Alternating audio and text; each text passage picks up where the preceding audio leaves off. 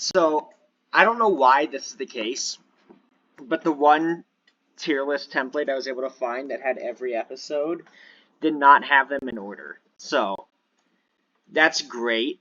That's fantastic. That's fun. So we're gonna have to go. We're gonna have to go on a manhunt for every episode before we can even put it on the list. 2,000 years later. Oh, there it is. What a fabulous frame from the episode we have for its picture. Okay, well now we're actually ready. So I guess let's talk about each of these. So The Power, Season 1, Episode 1. That's the one where they get the magic keyboard that Rigby steals from a wizard and they accidentally send Skips to the moon. I mean, I think it works, definitely. It's kind of like in the same sort of territory as Tourist Trapped from Gravity Falls, where I think it works great as a first episode, but it doesn't have all that much to talk about past seeing it, you know? So, B tier or C tier? Yeah, I think it's B. I mean, I will say, I noticed this with the episode. I noticed the fact that they said he can only affect things that he can see when using the keyboard. But he sends a bunch of random stuff to the moon, so I guess he was able to see everything that he sent. Including a monster. Unless he created the monster, but oh well. But yeah, no, the Power is a good episode. Definitely a strong first episode. Which, any show that is able to pull off a strong first episode immediately has my respect. I disagree with that. I think any show that manages to have a good first episode and then a good second episode. This show does. Yeah, no, that is my full respect, because it's hard to make something better. Like, it's weird. Most shows' second episodes, after they have a good first, it's kind of mid. Well, even Gravity Falls, which is one of the best shows I've ever seen, has that problem. What is it, Jabberwock? The Gobblewonker. Yeah, that episode was bad. Well, anyway, Just Set Up the Chairs is also a really good episode. Which, it's the one where they're setting up the chairs, but then they find an abandoned arcade room, and they accidentally unleash a video game boss upon the part. Wow. It was the Destroyer of Worlds, if you remember that guy.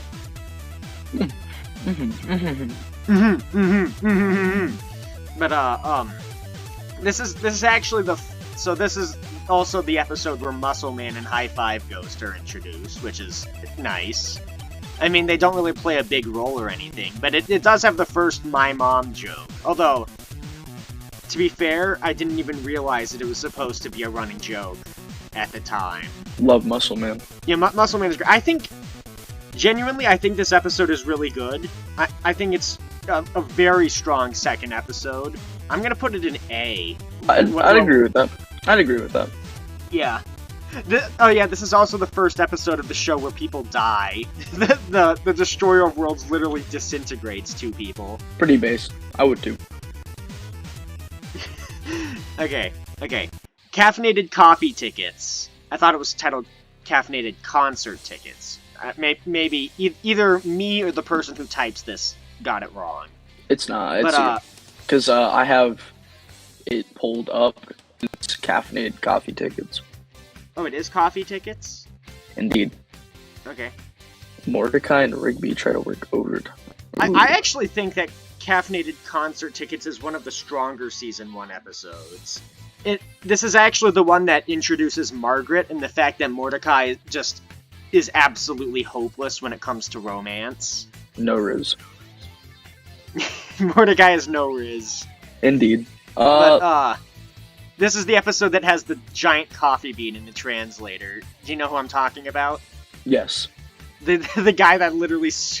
I'm genuinely surprised they were allowed to do this. The guy who squeezes his own breasts and shoots coffee directly into their mouths. That guy. Yeah. Relatively horrifying, but kind of funny. Yeah. No, this episode... I mean, I will say this. The one... I did notice that because they've been basically running on fumes, when the coffee guy and the translator give them tea that makes them sleepy, I don't know how they were only out long enough for the coffee bean and translator to get to the golf cart. I don't know why they didn't just fall asleep for a couple of hours there. But other than that, this episode is also really good. I think it's worth an A. What about you? Yeah, definitely. The coffee man propels it out of B. Like, here's the thing. They could have just made it a coffee guy that can talk and was misleading to them, which is why there would be the misunderstanding about the tickets. But no, they genuinely made it so that he only could talk coffee, and that he had a translator, but the translator didn't even write a contract in English. I think that's hilarious. Yeah. Nah, that's good. Death Punchies. Quando. Death Quando is just such a hilarious thing to me in this show. What about you? Yeah, no, I just... Death Quando. Mediocre martial arts. I mean... It's funny. Especially considering that it's over a game of punchies. Like, yeah. Dude. Oh, and don't forget, when they, by the way, them stealing the pages from the Death Kwon-Do guy is great. I like that joke. But remember, one of the pages remember how he was reading the pages to Rigby for what moves he can learn? Yeah. One of them was, I kid you not, when doing it, he said, the pelvic thrust of death. This one's popular. Mm-hmm. What do you think about that? The pelvic thrust of death. The third technique. The most... Oh my goodness. This is so bad. Okay, look, I know regular show, at least from what I could tell watching it, I'm pretty sure the show was not intended to be watched, or I'm pretty sure it was supposed to be an adult cartoon or yeah, no, 100%. It was. I highly doubt that this was for kids, or at least originally. I don't think it was, especially given the fact that a lot of the episodes, especially considering how much of an asshole Rigby is and how he doesn't learn anything, you know? Yeah. Well, I mean, he doesn't learn anything in the first 4 seasons. In season 5 onward, he actually gets some of the best character development I've ever seen. I'd agree with that. But, Death Punchies is also a really funny episode. I mean, obviously, it makes sense, given that there are only 12 episodes. Season 1 is going to have some of the most consistently strong ones among the show, because they didn't have as many opportunities or they didn't have as many chances to make mistakes and get away with it, you know? Yeah. No, actually, though, Death Punchies, I think, also gets an A. This episode is also really good. Season 1's just goated. Yeah. Well, I mean, like, let's think about it. Season 1, okay, if there are any contenders for what the best regular show season is, I have to say it's either Season 2 or Season 8. Season 8 didn't have any bad episodes, and the whole story arc that happened in the second half of it was really, really good. And then also, Season 2 just had a lot of consistently S-tier episodes. Yeah. No, I haven't watched... Like, I don't think I've watched any of Season 8, and I haven't watched too much of Season 2, but so far, it's pretty good. So yeah. I'll take your word for it. Okay, so Free Cake, this one, I'm gonna put this in C. I don't think it's bad or anything, but it is not as good as the other ones we've talked about so far. This is the one where they want free cake, but it skips his birthday, so they fake that Skips wants a cake for his birthday. And then in order to try to get him to the party so that they can eat the cake, they accidentally interrupt a ritual he's doing. And then Gary comes down and tells him that he needs to come with him. In the Gardens of Eternal Youth, turns Skips into dust, but Mordecai and Rigby give the cake to them so that they restore him. I don't know, it's alright. Who was tripping on acid when they made that plot? No, I mean, it is one of the most ridiculous plots that happens in the show. I mean, I say that, and yet this is the same season that had Prank Callers, which had probably the most ridiculous plot in the entire show. Yeah. But, what? No, I'm just... Because, like, you've seen those memes, right? Where it's like, Mordecai and Rigby, after summoning, like, an eldritch demon because they wanted to get out of work. Like, I feel like those jokes are derived from episodes like this. Well, I mean, particularly Just Set Up the Chairs. Where that is literally the plot. Yeah. But yeah, I feel like, I mean, this episode is just okay. I don't think it's on the same tier as The Power or any of these three. Obviously, I put it in C. But you know, it's all right. Them introducing the fact that Skips is immortal is cool, but it is weird when in the rest of the series, him, Gary, and the Guardians of Eternal Youth are actually really good friends, when in this episode they don't seem to be. It is pretty strange. Maybe something happened. I mean, clearly when writing the series, at some point, the writers realized that they should just have them be friends, but I guess they didn't realize that yet. And it is very strange continuity-wise, because once again, Skips, Gary, and the Guardians of Eternal Youth have known each other for centuries at this point. Yeah. By the way, Gary is goated. Gary's a Chad. Give me a second. Gary. Yeah, he looks like a Chad. Definitely watch the episode Gary Synthesizer before we do the Season 7 ranking. Oh my god, he is awesome, especially in that episode. Gotcha. I'll watch it. Okay, meet your maker. This isn't the same sort of thing as Free Cake. I just think it's Okay, what really gets me about this episode is the fact that a lot of it has Mordecai calling out Rigby for his garbage. Like, that isn't a bad thing, but this early in the series, I think, is too early to do that. Yeah. And then just halfway through, the hot dogs come in and they fight the hot dogs. Rigby squirts mustard on them and they eat each other.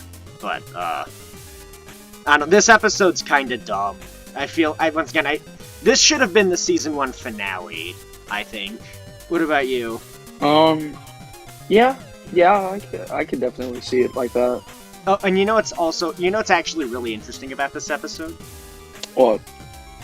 The leader of the hot dogs is Tim Curry. Are you there? Yeah, I'm here. Yeah, you cut out. Oh, sorry. Did you hear what I said? Nope. The leader of the hot dogs is Tim Curry. Really? Yeah.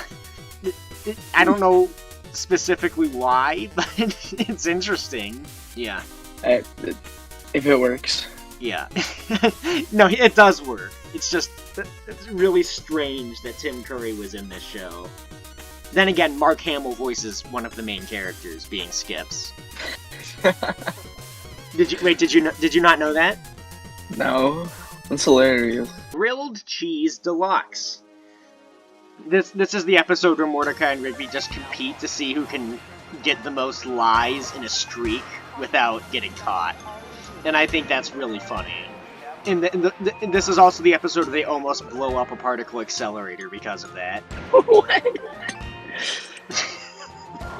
Yeah, that happens. They pretend to be astronauts so that they can cut in line at Cheezers. But then they actually just get taken in by a bunch of astronauts to go to an astronaut place. And because they're trying to get in as many lies as possible without getting caught, they just continually lie, and it almost leads to an explosion in a particle accelerator. Why? Who was able to come up with this? I don't know. I mean, it's this show. What did you expect? I don't know. But yeah, no, I think this one's funny. I'm putting it, like, just below caffeinated coffee. Coffee, right? It's coffee, right? It's caffeinated coffee. Okay, caffeinated. I'm putting it right below caffeinated coffee tickets. I think this episode was also... I think they were both really funny ones. The unicorns have got to go. Trash. I hate that episode. It's the only season 1 episode I would say is downright bad. What about you? I completely agree with that. So, by the way, the plot synopsis, to those of you who are listening.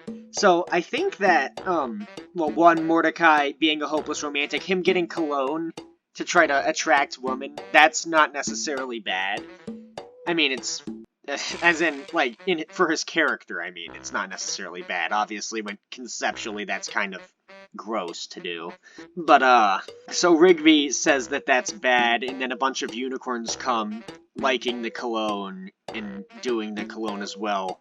and they're just douchebags. They're just douchebags. We all know those really annoying people at school, and they're kind of like that. But so Rigby's hanging out with them, and Mordecai's also hanging out with them. But they mess with Mordecai because he wants to get women, specifically being Margaret, and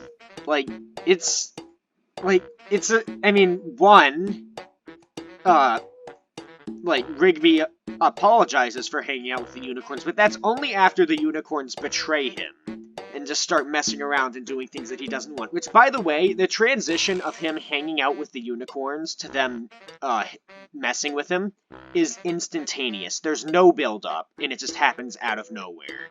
And it feels like it feels so rushed. Yeah. It's bad. Also, there's just a scene of the unicorns farting on Rigby's face, and that's, I don't know about you, I don't like that. Yeah, why would you? Okay, also, this episode has the infamous unicorn slump scene, where the unicorns tell Mordecai to drink, a knowledge potion or something. And so then he drinks it, and he spits it out, and he's like, what was that? And they said, oh, it definitely wasn't unicorn slump. Once again, I don't think this show was intended for children, but how the hell did they get away with that? How did that happen? It's so weird that was a thing. And, by the way, was that the inspiration for that Mordecai and Twilight Sparkle thing that some people made memes about? Was that the inspiration for that? It might have been. I hope not. I don't even want to talk about that. Yeah, well, I don't actually know anything about that other than the fact that it was a meme. So, I can't say anything. Ranking every My Little Pony episode. No, I don't. We're probably not going to do that. I'm never going to join. If you want to do that on your own time, do it on your own time. I don't want to do that on my own myself time. To that. I don't want to do that on my own time. Okay, prank callers. This is, I think, is the first S tier episode of the show. It's just so ridiculous and funny. I can't not put it in S. What about you? I'd agree with that. Master prank callers, and they get transferred to the 80s. What? An anthropomorphic phone man teleports them to the 1980s. It's so stupid, but funny. I don't understand how they did. I just don't. You got anything to add? Oh, sorry. Yeah, no, I don't really know what else to say other than the fact that this episode is completely ridiculous and hilarious for it. And also, just the Master Prank Caller is just one of the best villains in the entire show because of how absurd he is. And also, his design is fantastic. Master Prank Caller. What a wonderful name. Yeah, I agree. His design is really funny. It's so ridiculous. Speaking of characters who look absolutely ridiculous, Season 1, Episode 10, Dawn. I mean... Love it. Do I have to say anything about Dawn's design? It's beautiful. He's so disgustingly human, it's hilarious. Tall rocket raccoon. I guess that's something he just said. But yeah, Dawn is such a weird character. And it works, by the way. Like, I mean, obviously Rigby, being the petty jerk he is in the early seasons of the show, hates him for being his more popular and successful brother. But, I do like that they come together in the end and Rigby actually gets over. And for the rest of the series, him and Dawn, even though we don't see Dawn again until Season 5, but in Season 5 and onward, which I guess also means from this episode onwards, because we don't see Dawn again until Season 5. That means that they actually are on good terms, and I like that. Yeah. It's the first episode of Rigby's character development, although he wouldn't get any development past that until Season 5. But you know what? It's nice. Development is development. Yeah. But yeah, I don't. I think it's just B. I mean, yeah, it's kind of funny because of his design, but other than that, it's just pretty much a standard episode. I will say that when Don, like, goes to hug Rigby and he, like, spreads his legs, and, you know, like with the crouch leg spread, that's worked that on. should be the thumbnail of this video. I should put that in the thumbnail. You really shouldn't. Actually, you know what? For all of these videos, I'll just take, like, a screenshot from each episode and just, like, take the characters out of the shot and put them in the thumbnail. But it should be like it should be the void that's in the title sequence, you know? Like the space background. Yeah. That should be what the thumbnails of each of these videos are. Alright. I don't know why we started talking about thumbnails. Okay, Rigby's body. The fact that there's an episode titled Rigby's Body right after the episode where we see his brother who looks very much like him despite other than his body. That title doesn't help, and I am quite frankly, now that I think about it, for the case of making that thumbnail where I want to put a screenshot of everything in, I am absolutely terrified to search Rigby's body to Google. now. Don't search it. Don't search it. I'm going to, but later. So this is the episode where Rigby just eats too much junk food and then his soul is forced out of his body. Which, once again, I have to say, similarly to Caffeinated Coffee Takes and Grilled Cheese Deluxe, I just think this episode is kinda good in that sort of way. The same sort of way as those ones. There is a bodybuilder that comes in and tries to take Rigby's body so that he can be a bodybuilder again, and then they force his consciousness into a slide. So that happens. So based. But yeah, no, I think that this was also a funny episode. And Rigby in this episode is all like, oh yeah, I'm right all the time, and he doesn't want to confess ever being wrong. But then he also, at the end of the episode, confesses that he was wrong and stuff. I guess this was also sort of character development for Rigby, although, once again, he would remain an asshole until Season 5. But yeah, getting a little bit more development for Rigby is nice. I think it's hilarious that he's just... I want to say human trash, but isn't that technically trash part, like being trash part of his character since he's a raccoon? Yeah. Based. I mean, and by the way, he literally tries to use a trash can and a roller skate as a mode of transportation in this episode when he doesn't have a body. So I guess that's fitting. Yeah, I think this is another A. What about you? I'd agree with that. Okay, and then Season 1, Episode 12, Mordecai and the Rigbys. This is an S. Would you agree? I'd agree with that 100%. So, oh, by the way, because apparently Rigby is the main character who died the most in this show. Add 1 to the Rigby death counter in this episode because future Rigby dies. Future Mordecai also dies. They decide not to go with the future that led them into being what the future selves show up in as this episode. So both of their future selves explode. Wow. Yeah, I mean, the Rigby death counter is currently at a 1 then. Is this just going to be like a running thing in like the corner of the video per? I mean, I guess. To be fair, most of the Rigby deaths are in Season 2, so I guess it's really only going to apply to this in Season 2. But, I mean, sure, I'll put a Rigby death counter in the bottom of the screen anytime he dies in an episode. And by the way, I am not counting the Halloween specials where there's telling stories to each other. I'm not counting any of those. Okay. But yeah, no, this episode's really good. It's they meet their future selves who are musicians, but then they're revealed to be fraud musicians, and they don't want to. And Mordecai and Rigby want to have dignity, so they decide not to do that. And by the way, I already watching this Season 1, I already didn't think this was a show for children, but there's literally a shot of Mordecai staring at Margaret putting on a shirt.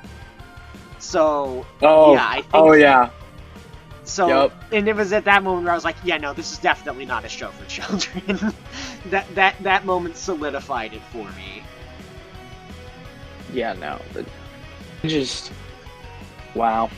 I can't. If it was intended to be for kids, they completely missed the point of a kid show. Yeah, but I don't think it was for that, so I think it's fine. Because I'm pretty sure this show was intended, at least when it was first created, to be purely a comedy. And two, because the target audience obviously isn't children. There's no way that the target audience is children. But Well, I mean, there we go, everybody. That's our season 1 ranking for regular show. if you disagree with it, you're wrong. If you disagree with it, you technically can't be proven wrong, but also I don't care. Good night. Alright.